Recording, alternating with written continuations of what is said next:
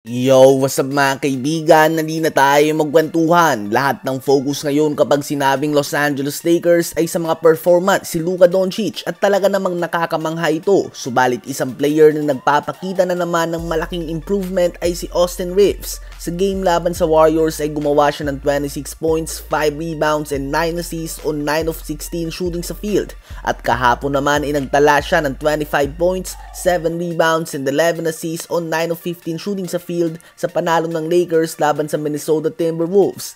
Bawat taon nga ay inaangat ni Reeves ang kanyang performance at so far ay mukhang handa na naman siyang mag-take ng another leap ngayong season at posibleng from being an undrafted player ay maging isang lehitimong all-star na siya lalo na't may injury pa nga sa LeBron James.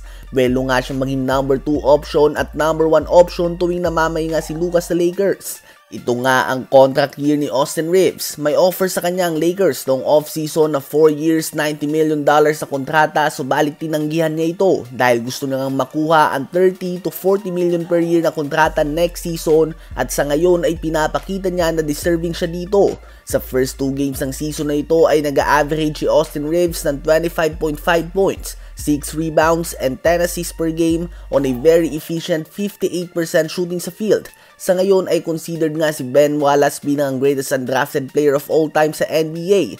Kung magiging consistent si Austin Reeves sa ganitong stats, sa palagay nyo ba ay may chance na siya na masama sa usapan na ito?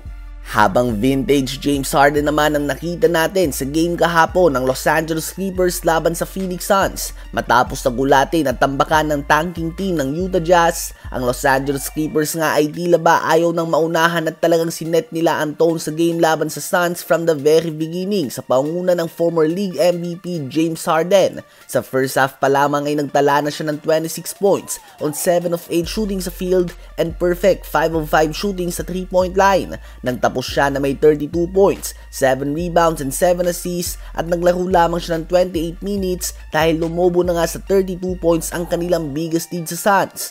Bukod sa kanya ay solid bounce back game din ang pinakita ni Kawhi Leonard. Gumawa ito ng 27 points, 5 rebounds and 5 assists. 17 points din si Derrick Jones Jr. at gumawa din ng 14 points si Chris Dunn. Dahil sa panalo na ito ng Clippers, pareho na nga sila ng Phoenix Suns, may record ngayon na 1 win and 1 loss. Kahapon din ay pinulbos ng Miami Heat ang Memphis Grizzlies sa score na 146 to 114. Umabot pa nga ang biggest lead sa game na ito sa 45 points at talagang pure dominance ang pinakita ng Miami Heat na may katamtaman lamang na talent sa kanilang roster. Subalit dahil pinapangunahan nga sila ng isang master tactician na tulad ni Erik Spoelstra, nababalasan niya nga ang lahat ng players ng tama at nagagamit ito.